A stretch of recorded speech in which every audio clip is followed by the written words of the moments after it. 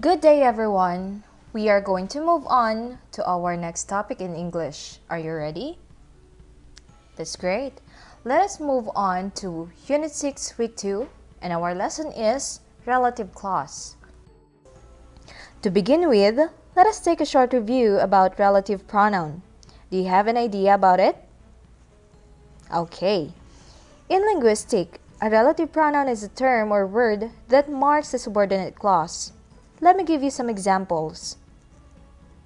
The word who is a relative pronoun which relates to people. Here's an example sentence. The musician who wrote this song is French. Now the word who refers to our subject, which is musician. And our subordinate clause in the sentence is who wrote this song. So who is an introduction to our subordinate clause. Next one. Whom. What's the difference between who and whom? Both relates to people, but whom is used to refer to the object of the sentence. Let us have an example here. The sentence is, I know the boy whom sits next to you. What is the subject in the sentence? That is the word boy. Now, our relative pronoun whom refers to our object, which is the boy. That's the difference between who and whom. Next one. Which. It relates to animals and objects. Here's a sentence. This is the cake which Mary made. Which refers to the word cake. Okay, which is an object. Let us move on. The word is why, which refers to reason. An example sentence is, do you know the reason why the market is closed today? Next one. When, which refers to time. The day when the concert takes place is Saturday. The relative pronoun when refers to the word day, which refers to time. Next one. Where, which refers to places. Okay, an example sentence is, this is the house where my son was born. Okay, the word where refers to the word house, which is a place. Let us have the next one. Whose, which refers to possession. Let us have this. The boy whose phone just rang should stand up. Okay, whose refers to possession. And the last one is that, which relates to people, animals, and things. The sentence here is 12th September is the date that I was born. That refers to the date. Okay, so I hope you understand the different examples of relative pronouns.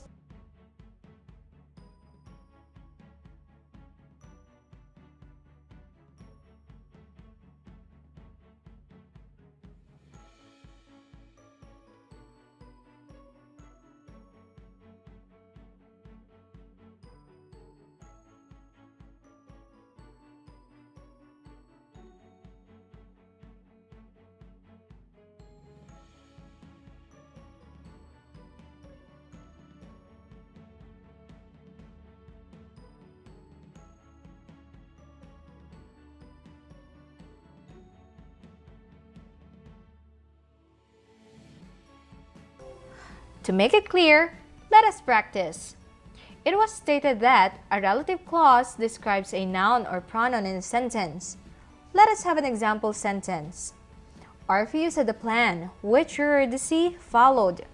Which Eurydice is considered as a relative clause, but let us check. Do you think it describes a noun or pronoun in the sentence? Yes, it is. It describes the word plan. Okay, that means it's a certified relative clause. How about this? It was stated that a relative clause contains a subject and verb but cannot stand alone. Our relative clause again is which Eurydice followed. Do we have a subject and a verb here? That is correct. We have subject and verb here. Our subject is Eurydice and our verb is followed. That means, again, it's a certified relative clause. Moving on, a relative clause starts with relative pronouns or a relative adverb. In this sentence, our relative clause is which Eurydice followed and starts with the word which is an example of relative pronoun. Now, since it starts with a relative pronoun, it is an example of relative clause. After understanding what a relative clause is, let us move on to different kinds of relative clauses. We have two. So we have an essential information, which refers to non-restrictive clause, and essential information, which refers to restrictive clause. Now, what's the difference between restrictive and non-restrictive clause? Let me give you some examples. In this sentence, Orpheus, who was born in Thrace, had a gift for playing music. Our relative clause is who was born in Thrace.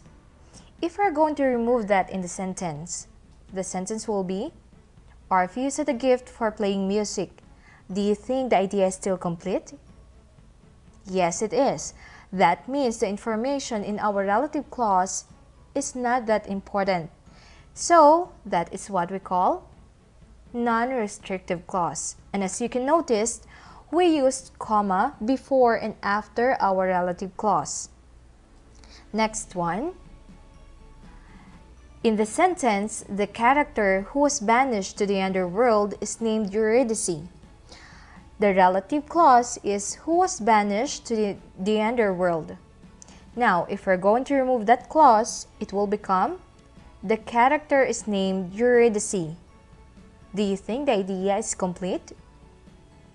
Maybe you're going to have a question in your mind. Who is the character? That means the idea is not complete anymore. So, we can infer that the information in our relative clause is important. And if that is important, that is what we call restrictive clause. And as you can notice, we did not use comma before and after our relative clause. I hope you understand our lesson, because this time we are going to answer an activity in your workbook.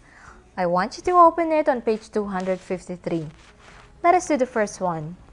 Read the following sentence, then underline the relative clause, circle the relative pronoun or relative adverb, and draw an arrow to the noun that the clause modifies. The sentence is, Orpheus loved Eurydice, who was a lovely maiden. Which do you think is our relative clause? That is, who was a lovely maiden. And which do you think is the relative pronoun? That is the word who. I want you to encircle it. Then, which do you think is the word or name our relative clause modifies? That is Eurydice. Now let us move on to number 2. Read the sentences below. Circle the relative pronoun or relative adverb and underline the relative clause. Then, enter whether it's restrictive or non-restrictive. I will give you an example. I will answer letter A, then you are going to answer letter B until D independently. Letter A.